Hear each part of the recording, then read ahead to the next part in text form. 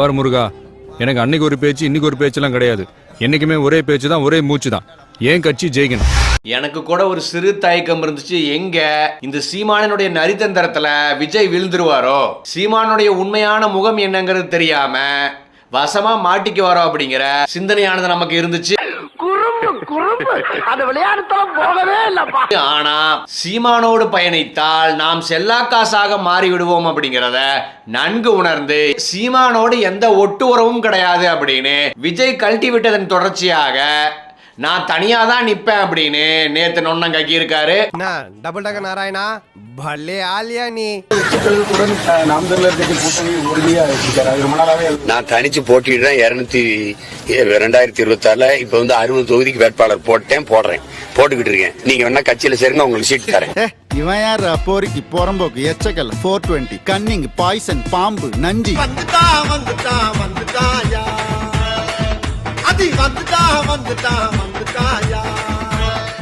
சீமானோடு விஜய் சேர்ந்தா என்னென்ன பின்னடைவை விஜய் சந்திப்பார் அப்படின்னு பல தொடர்களும் பேசியிருந்தாங்க. நாம் ஒரு வருடத்திற்கு முன்னாடியேங்க, அதாவது அரசியலுக்கு வரப்போவதாக விஜய் அறிவித்த காலகட்டத்திலேயே விஜயையும் அவருடைய ரசிகர்களையும் எச்சரித்து ஒரு முழுநீள வீடியோ போட்டோம். ஏன்பா என்ன பார்த்தா என்னன்னு தோணுது உனக்கு? இல்ல என்னன்னு தோணுதுன்னு கேக்குற. நீ சும்மா இருப்பா. இங்க பாத்தியா, இவன் என்ன ஒரு மாதிரி பாக்குறான், அவன் என்ன ஒரு மாதிரி பாக்குறான். இத பத்தியா, அவன் குறுகுறுன்னு ஏதோ மாதிரி பாக்குறான்.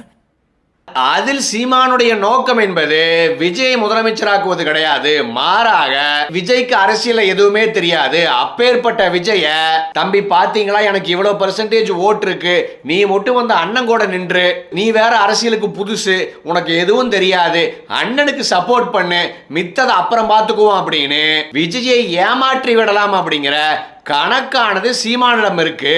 பெரிய முந்திரி கொட்டை மாதிரி முந்திக்கிட்டு போன கோட்டை எடுத்து அமிச்சிட்டாரா. ஆக இந்த வலையில் விஜய் விழுந்துடக்கூடாது. கூடுதலாகங்க சீமான் அரசியலுக்கு வந்தபோது யார் யாரெல்லாம் சீமானுக்கு சீனியர்களோ அவர்கள் அத்தனை பேர்த்தையும் புறக்கணிச்சுட்டு உங்க கூட சேர்ந்தா உங்க அரசியல் வாழ்க்கையில் இருக்கக்கூடிய நெகட்டிவுக்கு நானும் ஜவாப்தாரி ஆயிருவேன், அதனால உங்களோட சேர மாட்டேன்ட்டு பழைய ஆட்கள் யாரோடும் சேராம எப்படி சீமான் இருக்காரோ அதே போல சீமான் உங்க கூட சேர வந்தா அதே விதிய சீமானுக்கும் இம்ப்ளிமெண்ட் பண்ணுங்க. ஆக உனக்கு இருக்கக்கூடிய அரசியல் அவப்பேரை நானும் தூக்கி சுமக்க முடியாதுன்னு சீமானை புறக்கணிங்க அப்படின்னு அப்போதே பேசியிருந்தோம். ஆக இதற்கிடையே சீமானிடம் பல மாற்றங்கள்ங்க. ஆரம்பத்துல விஜய் அரசியலுக்கு வரப்போறாருன்னு சொன்ன உடனே விஜய்க்கு நடிகருங்கிற தகுதியை தாண்டி வேற என்ன தகுதி இருக்கு அப்படின்னு பேசினார். கொஞ்சம் ஓவரா தான் போய்கிட்டு இருக்கோமோ, போவோம் என்ன பண்ணிடுவானுங்க. இதெல்லாம் ஏன் பேசினார்னா, அப்போது பகலவன் படத்துல விஜய் நடிக்க மாட்டார்னு சொன்ன பிறகு ஒரு நீண்ட இடைவெளியானது விஜய்க்கும் சீமானுக்கும் இருந்துச்சு. சராசரியாக ஒரு படத்தில் கூட நம்மை புறக்கணிக்கக்கூடிய விஜய் அரசியலிலும் நம்மை நிராகரிப்பார் அப்படிங்கிற அந்த மனநிலை பேசினார். பின்னர் திரைத்துறையில் இருக்கக்கூடிய ஒரு நபரானவர் விஜய் கிட்ட பேசிக்கலான்னு, நம்ம தம்பி தான் எங்க போயிருவாப்ல அப்படின்னு பொய்யான நம்பிக்கையை கொடுத்ததை அடுத்து, அதாவது வாய்க்கு வந்தபடி எல்லாம் பேசப்படாது, எதா இருந்தாலும் நியாயமா பேசணுமா இல்லையா, ஓ விஜயோட சேர்றதுக்கான வாய்ப்பு இருக்குமாட்டிருக்கு அப்படின்னு மீண்டும் விஜய் ஆதரவு நிலைப்பாட்டை எடுத்தார். அதுக்கப்புறம் எங்கூட சேர்ந்து நிக்கிறதுக்கு விஜய்க்கு என்ன தகுதி இருக்கு, நான் பிரபாகரன் தலைவர்னு ஏத்துக்குவேன், Vijay ஏத்துக்குவாரா?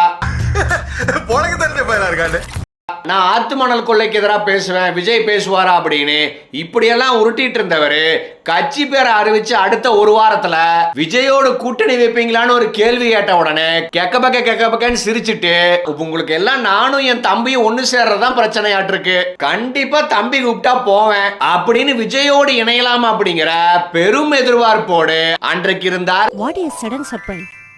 Yes, this is sudden surprise to me also. இப்படி தன்னுடைய சுயநல அரசியலுக்காக விஜய் ஆதரிப்பதும் விஜய் எதிர்ப்பதும் அப்படிங்கிற இவ்வளவு பெரிய ஆசிலேஷன்ல மாறி நொன்ன குட்டிக்கரணை போட்டுட்டு இருந்த காரணத்தாலோ என்னவோ விஜயானவர் சீமானை புறக்கணித்துள்ளார் அப்படிங்கிற செய்தியானது உறுதியா இருக்கு. ஐயா அவனுக்கு பிச்சை போடாதீங்கய்யா, அவன் உடம்பு பாருங்க காட்டு பண்ணி மாதிரி இருக்கு, அடிச்சு போட்டா 5 ஒரு கறி வரும் ஐயா, இவனை எல்லாம் உழைச்சு சாப்பிட சொல்லுங்க ஐயா. நீங்க அதுவுங்க இன்னி எலெக்ஷனுக்கெல்லாம் 1.5 வருஷம் 2 வருஷம் இருக்கு.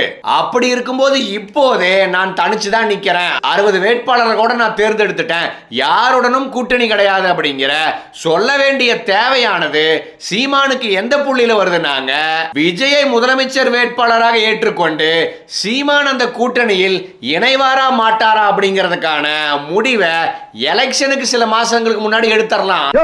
ஓயா நானே அந்த நொந்து அடுத்த திருப்பலான் இருக்கேன், நீ வேற வந்து உயிரை வாங்குற, போய் தொலையா. ஆனா இவங்களுடைய டிமாண்ட் என்னவாக இருந்திருக்குன்னா, விஜயானவர் சீமானை முதலமைச்சர் வேட்பாளராக ஏற்றுக்கொண்டு வர வேண்டும் அப்படிங்கிற இவ்வளவு பெரிய கோரிக்கை வைத்த காரணத்தால் அது கனவிலும் நடக்காது அப்படின்னு காரி துப்பி அனுப்பிச்சிருக்காங்க. உங்களுக்கான இந்த நிலைமை 60 வேட்பாளர் நான் தேர்ந்தெடுத்துட்டேன் அப்படின்னு இந்த உருட்டெல்லாம் உருட்டுறார். ஆனா உண்மையில் என்னன்னாங்க, சில வாரத்துக்கு முன்னாடி விஜயோட கூட்டணி சேருவார்னு உருட்டிட்டு இருந்தவர் இந்த இடைப்பட்ட 1 வாரம் 2 வாரத்துல 60 வேட்பாளரை தேர்ந்தெடுத்துட்டார் அப்படின்னு நம்புவதற்கு நான் முட்டாள்கள் கிடையாது. பிரஸ் கிட்டங்க நான் கான்பிடண்டா தான் இருக்கேன், தனிச்சு நின்று கூட என்னால தேர்தலை சந்திக்க முடியும், விஜயை எதிர்த்து கூட என்னால களம் காண முடியும் அப்படிங்கிற இதை ரெஜிஸ்டர் பண்ணுங்கிறதுக்காகவே போற போக்கில் 60 வேட்பாளர்களை செலக்ட் பண்ணிட்டேன் அண்ணன் உருட்டி இருக்கார். சோரி முடிச்ச மொன்னா நாயி அந்த முக்குல போய் உட்கார்ந்து பிச்சை எடுக்க போகுது, அதுக்கு லவுட்ட பாரு, சவுண்ட் என்னமா குடுக்குதா இது. நான் முன்னரே சொல்லியிருக்கோம், விஜயானவர் ஒரு படத்துக்கு 150 கோடி 200 கோடி வாங்கக்கூடியவர், எல்லாத்தையும் சாக்ரிஃபைஸ் பண்ணிட்டு வந்து நிற்பது சீமான முதலமைச்சர் ஆக்கிறக்கெல்லாம் கிடையாது. நாம நல்லா ஏமாந்துட்டோம், 3வது எறும்பு போய் சொல்லிச்சா. கூடுதலாக என்னன்னா, விஜய்க்கு நல்லாவே தெரியும் இப்போது சீமானுக்கு போகக்கூடிய வாக்குகளும் கூட, இப்போது சீமானுக்கு போய் கொண்டிருக்கக்கூடிய வாக்குகள்ல பெரும்பகுதியான வாக்குகள் நம்முடைய ரசிகர்களுடைய வாக்குகள் தான். அப்படி இருக்கும்போது சீமான் 8% வாங்கிட்டாருன்ட்டு நம்ம ஒன்னும் பெருசா கன்சிடர் பண்ண வேண்டிய தேவை கிடையாது. இந்த பார், என் வேலையை நான் பாத்துக்கிட்டு இருக்கேன், அதே மாதிரி உன் வேலையை நீ பாரு. என் வேலையை தாண்டா பாக்குறேன். அதுவும் நம்முடைய ஓட்டு தான். ஆக அப்படி இருக்கும்போது எதற்காக சீமானை தூக்கி சுமக்கணும் அப்படிங்கிற அந்த புள்ளியில் தான் சீமானானவரை விஜய் முற்ற முழுவதுமாக நிராகரிச்சிருக்கார் அப்படின்னு தான் நாம் பார்க்க வேண்டியது இருக்கு. நெஞ்ச வேற வலிக்குதே. ஆக நாம் இதற்கு முன்னாடி போட்ட வீடியோலயே சொல்லியிருக்கோம், விஜயும் சீமானும் ஒருங்கிணைவதும் நமக்கு பிளஸ் தான், பிரிஞ்சு நிற்பதும் பிளஸ் தான். ஒருங்கிணைஞ்சு நின்னா என்ன பிளஸ்னா, ஒருங்கிணைஞ்சு இவங்க கூட்டணியாக வாங்கக்கூடிய வாக்குகள்ல எது விஜய்க்கான வாக்கு எது சீமானுக்கான வாக்குன்னு யாருக்குமே தெரியாது. அது எப்படிமா? அதான் நானும் கேக்குறேன், எப்படி? அப்படி இருக்கும்போது 2 பேர்த்துல எவர் ஒருத்தருமே இது எனக்கான வாக்குகள் அப்படின்னு கிளைம் பண்ணிக்க முடியாம 2 பேரும் நிப்பாங்க. சாமி எனக்கு நிறைய வேலை இருக்கு, ஆளவிடு. கூடுதலாக என்னன்னாங்க, 2 பேரும் சேர்ற மாதிரி சூழல் வந்துச்சுன்னா விஜய் ரசிகர்கள் என்ன கேட்பாங்கன்னா, நாங்க உங்களுக்காக தான் ஓட்டு போடுறோம், நீங்க என்னன்னா போற போக்குல சீமான முதலமைச்சர் வேட்பாளர்னு அறிவிச்சிட்டு இருக்கீங்க, எனவே நாங்க எதுக்கு உங்களுக்கு போடணும் அப்படின்னு விஜய் ரசிகர்களுமே கூட அதிருப்திக்கு மாறுவாங்க. ஐயோ, கொத்தா இருக்க முடிய கூவமாக்கி குழப்பி நாரடிக்கிறியே. அதே போல இந்த பக்கம் சீமானானவர் விஜய முதலமைச்சர் வேட்பாளரா ஏத்துக்கிட்டா தம்பிகள் கேட்பாங்கல்ல, நாங்க இத்தனை வருஷம் சில்லறைய செதற விட்டது உங்களை முதலமைச்சர் ஆக்கிறதான், நீங்க தமிழ் தேசியத்தின் முகவரின்னு தான் உங்க பின்னாடி வந்தோம், நீங்க என்ன கூத்தாடி பின்னாடி போய் நிக்கிறீங்க அப்படின்னு சீமானும் தொம்பிகளினுடைய ஆதரவை இழப்பார். இதுக்கு மேல நான் பொறுமையா இருக்க மாட்டேன். இதுக்கப்புறம் நான் ஒரு தீவிரவாதியாவோ இல்ல மாவோஸ்டாவோ மாறி அழிச்சிடுவேன். அதே போல 2 பேரும் பிரிஞ்சிருந்தாலும் என்ன ஆகும்னாங்க, சீமானுடைய வாக்குகளை விஜய் எடுத்துட்டு போனா சீமான் டம்மி ஆவார். ஐயோ ஐயோ, என்ன சந்தேகம்? நம்முடைய வாக்குகளை விஜய் எடுத்துட்டு போயிட்டா என்ன பண்றது அப்படிங்கிற அடிப்படையில் விஜயோடு மோத சீமான் தயாராவார். ஆக சீமான் விசஸ் விஜய்னு மாறும்போது இவங்க 2 பேத்துக்குள்ள அடிச்சிட்டு இருந்தா மேல ஃபர்ஸ்ட் 2 இடத்த திமுகவும் அதிமுகவும் போற போக்கில் நிரப்பிட்டு போயிருவாங்க. கண்டு விட்டாளையா, சூச்சமத்தை கண்டு விட்டாளே. ஆக நிச்சயம் இது நடக்குங்க. விஜய் விசஸ் சீமான்னு களமானது மாறும். ஏன்னா தன்னுடைய வாக்குகளை தக்க வைத்துக் கொள்ள, விஜய் ரசிகர்களை தன் பக்கம் நிற்க வைக்க விஜயானவர் ஒரு டம்மி, ஒரு சினிமா கூத்தாடி அப்படிங்கிற இது போன்ற பிரச்சாரத்தை சீமான் கையில் எடுத்துதான் ஆகணும். கதை இப்படி போகுதா? இந்த பக்கம் விஜய் தரப்பு இத்தனை ஆண்டு தேர்தல்கள்ல நம்ம ரசிகர்கள் சீமானுக்கு ஓட்டு போட்டாங்க, இந்த தடவை அதை நடக்கக்கூடாதுன்னா அங்க இருந்து இந்த பக்கம் வர வைக்கணும் அப்படிங்கறக்காக அவர்களும் வேறு வழி இல்லாம நாம் தமிழர் கூடாரத்தை எதிர்க்க வேண்டிய புள்ளிக்கு நகருவாங்க.